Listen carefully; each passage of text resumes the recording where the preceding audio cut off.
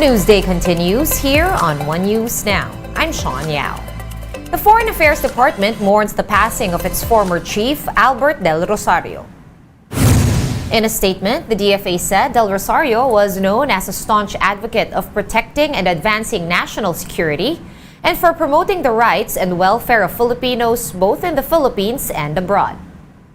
Foreign Affairs Secretary Enrique Manalo likewise extended his own condolences to the Del Rosario family.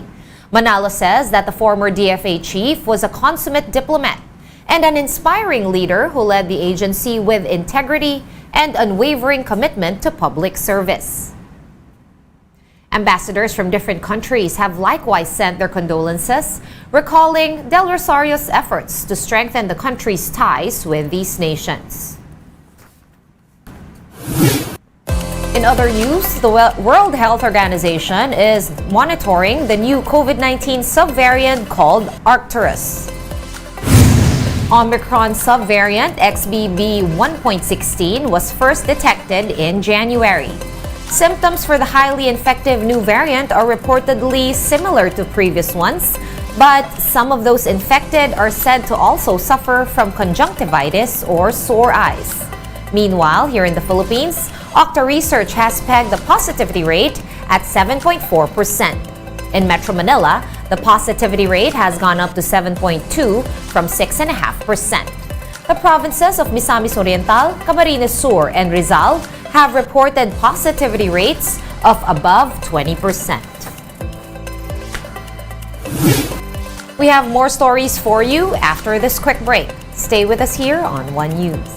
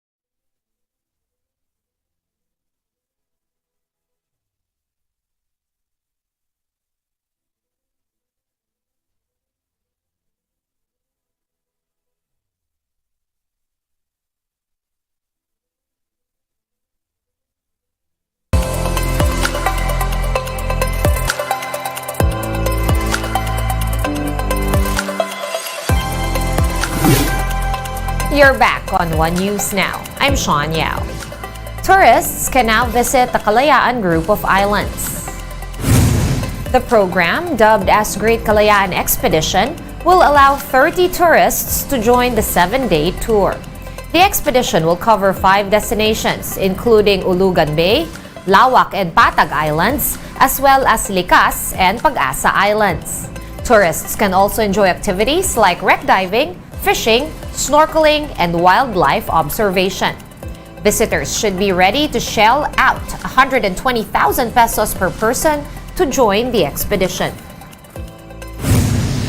We'd also like to be a special zone for tourism. almost 95% of our local population depends on the sea as their main source of livelihood. If at least 50% of the fishermen in Pag-asa Island shift to sports fishing, we can improve the economic conditions of our local fishermen.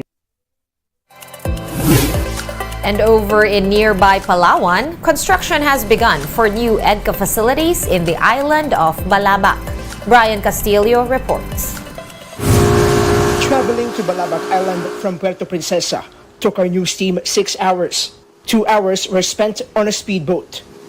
We wanted to see how things are going in one of the 4 new EDCA sites in the country. Construction work has started. Most of the land have been leveled to make way for the new military facilities. The EDCA site in Balabac spans 300 hectares and is now under the care of the AFP Western Command. The area is considered a strategic location in both the economic and security fronts. So marami pong shipping na dumadaan dito. It's actually a shipping lane. Kaya our presence, our armed forces presence there would also mean stronger and more effective posturing in terms of security. Construction in Balabac started back in 2019 with plans to put up an airfield that will serve both military and civilian trips. Currently, it's the Philippine government that has been financing the construction. But since the area is now an EDCA site, the United States is expected to chip in. Patuloy naman po ang pagbibuild ng infrastructure project na ito. But with EDCA around, we are also seeing some opportunities na baka matulungan din tayo ng ating mga kaalyado sa mga proyektong parating pa dito sa particular site na ito sa Balabac. We were able to talk to some of the residents there regarding the military development in their island. Some of them believe that having the island as an EDCA site would be good for security. Parang kakampi tayo kasi kita-kita na naman natin kung anong mga ginagawa ng mga Chinese na yan sa atin, lalo-lalo sa mga isda natin.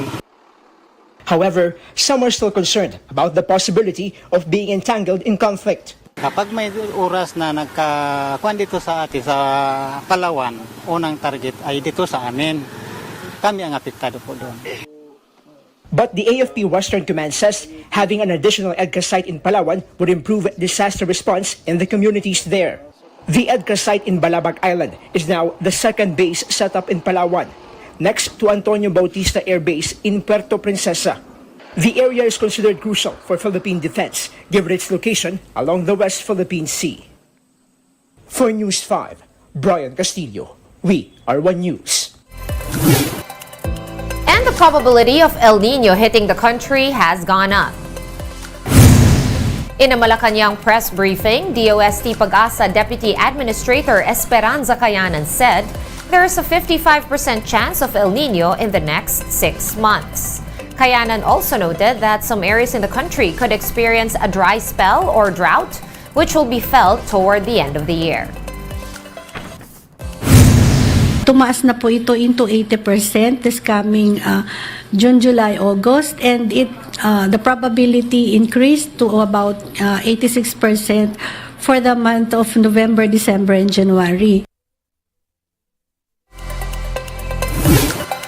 One News Now will be back at 5:30 p.m. I'm Sean Yao. We are One News.